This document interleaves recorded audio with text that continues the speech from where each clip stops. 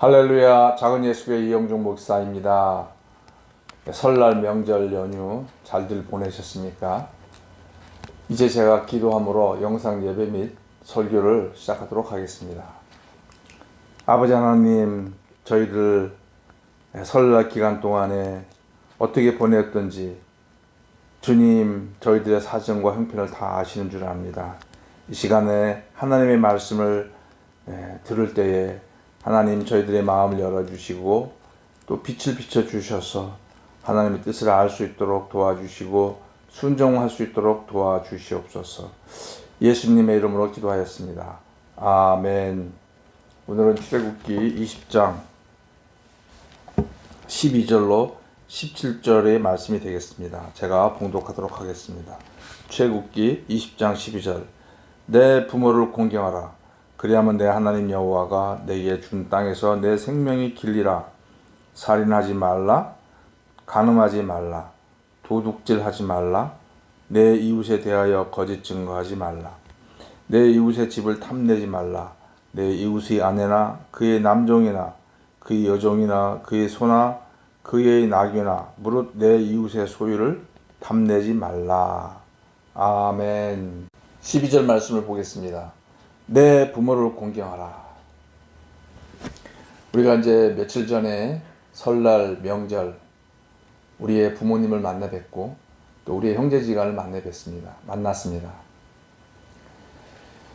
이 부모한테 효를 하라. 사실 이 말씀은 참 어려운 그런 말씀입니다. 한국 사회에서는 효자 남편은 나쁜 남편이다라는 그런 말이 종종 이렇게 합니다. 그만큼 이 부모에게 효를 하는 것은 어려운 거죠. 우리가 이제 또 이 말씀을 어린 자녀들한테 부모에게 순종하라고 할 때도 이 말씀을 씁니다. 자, 이렇게 이제 이 말씀은 오늘날 별로 이렇게 인기가 없는 말씀인데 성경의 이 원어에서는 도대체 이 어떤 뜻으로 이런 말씀을 하셨을까? 한번 묵상을 해보도록 하겠습니다. 하나님께서 이스라엘 민족에게 부모를 공경하라고 하는 것은 어린 자녀들 대상으로 한 말씀이 아닙니다. 이 십계명은 어린 자녀들한테 준 말씀이 아니라 30에서 50대가 된 가장으로서의 삶을 살아가고 있는 성인들에게 준 말씀입니다. 그 성인들에게 있어서의 부모는 어떤 나이였겠습니까? 이미 힘이 없고 병들어 있는 그런 약한 부모들인 겁니다. 고대 근동에서는 어떤 풍습이 있었냐면 자녀들이 독립을 해야 이제 자기의 가정을 이루고 독립할 때에는 그들이 독립할 수 있도록 재산을 상속했어요.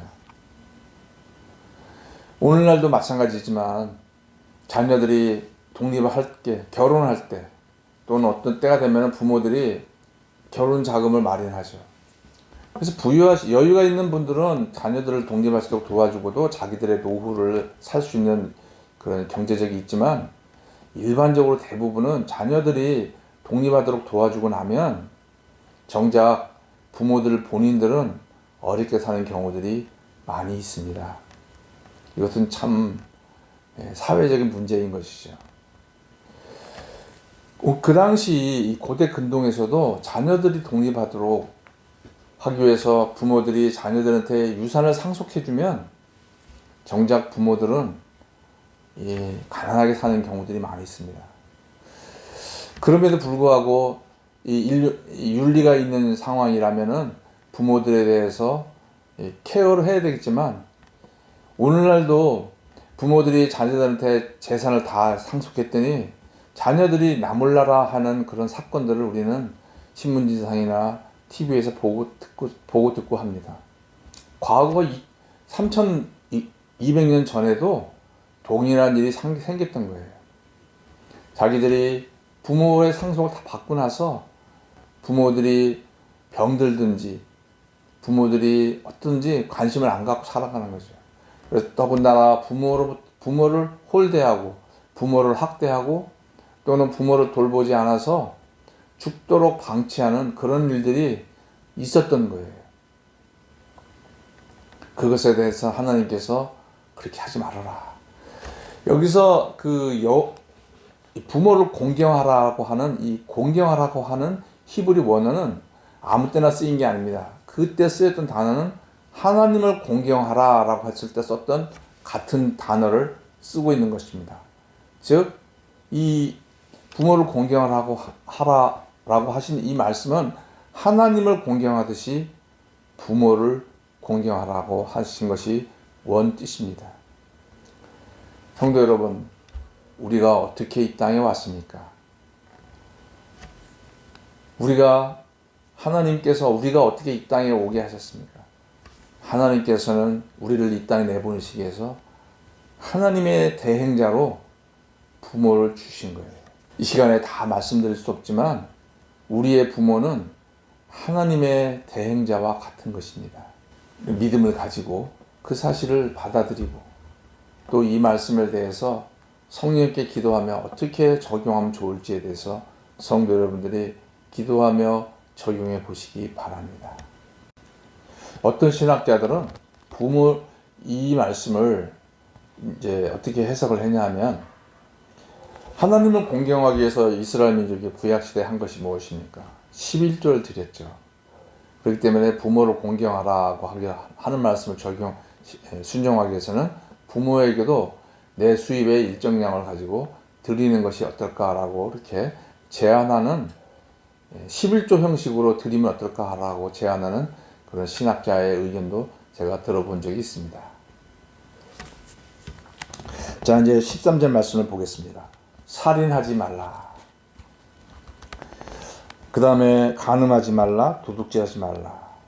그 뒤에 나오는 것은 우리하고 상관이 없다라고 이렇게 나하고는 상관이 없다라고 생각을 하기 쉽습니다.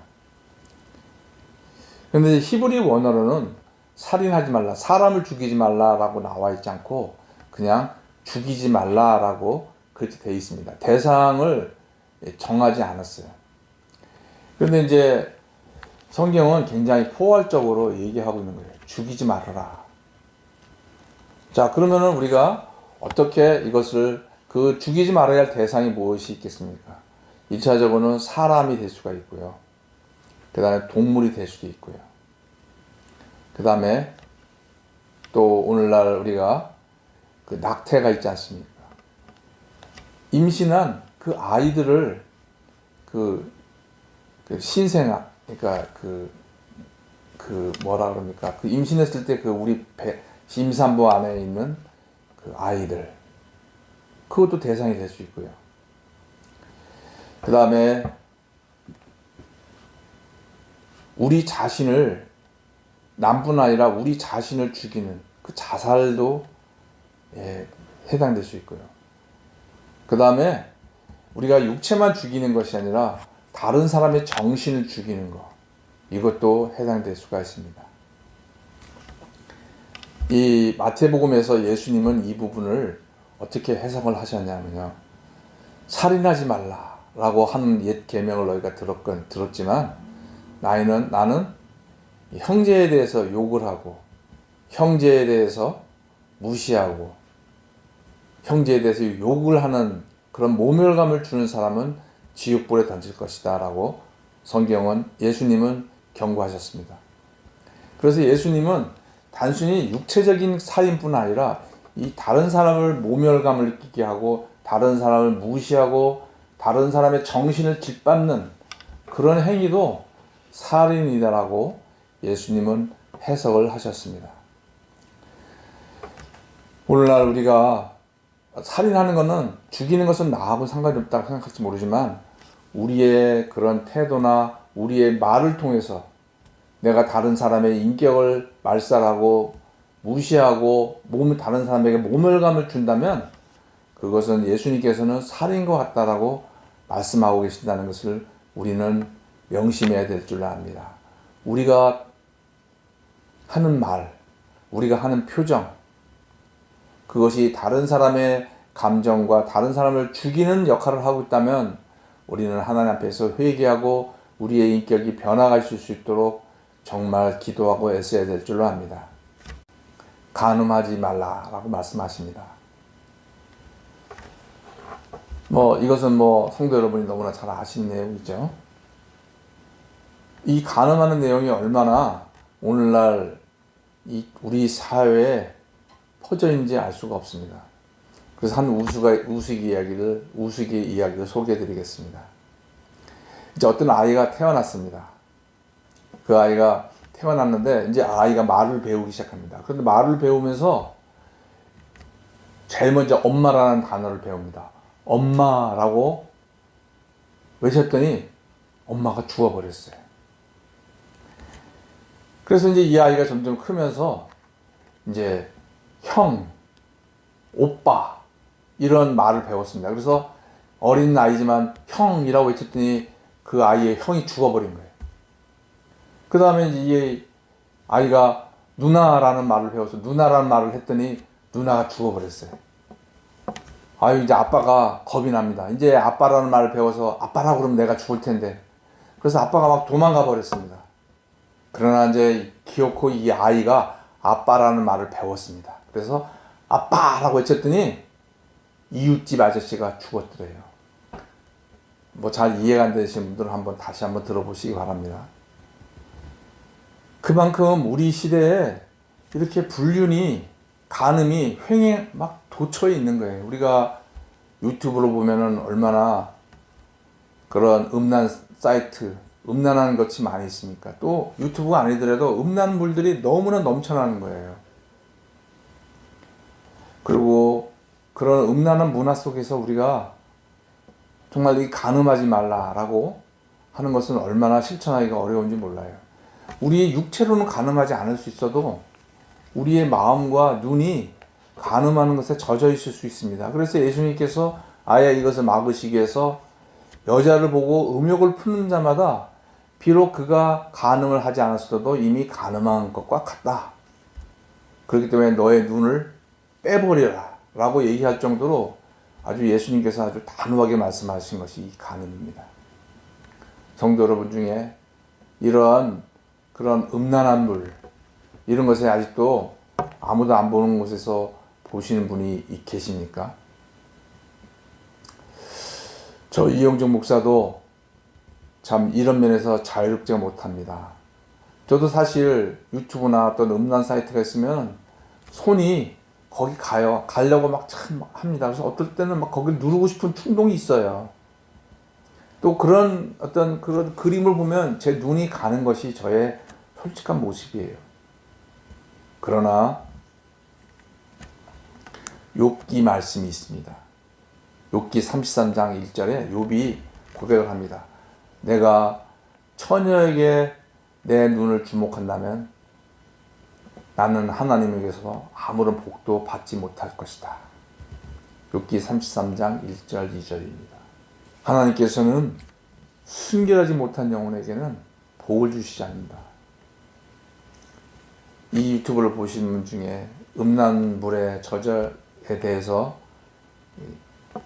이 관용을 베푸시는 분이 계시다면 성도 여러분, 여러분은 눈을 즐겁게 하고 하나님께 복받는 것을 포기하시겠습니까? 아니면은 하나님께 복을 받기 위해서 내 눈을 즐겁게 하는 것을 포기하시겠습니까? 결단하시기 바랍니다. 15절 말씀은 도둑질 하지 말라. 이건 나하고 상관없는 말씀이다 라고 말할지 모릅니다. 여기서 도둑질 하지 말라고 하는 것은 은밀하게 남의 것을 훔쳐오는 것을 의미하는 거예요. 우리에게 이런 일이 있을 수 있을까요? 회사 물건을 내 집에 가져와서 쓴다든지, 또는 마땅히 내야 할 것들을 안 내려고 편법을 쓴다든지, 또 어떤 부당한 어떤 청구를, 보험이나 또는 어떤 부당한 청구를 해서 그 돈을 받아낸다든지, 이런 것들이 우리 사회에 퍼져 있는 줄 압니다. 국가에서 지불하는 것들이 있습니다. 그런데 그거는 눈먼 돈이라고 해서 부당하게 그 돈을 빼돌리는 것들.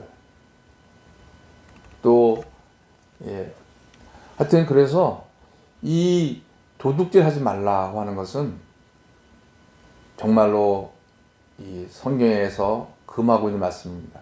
제가 알고 있는 어떤 후배가 있었습니다. 그 후배는 교수였습니다.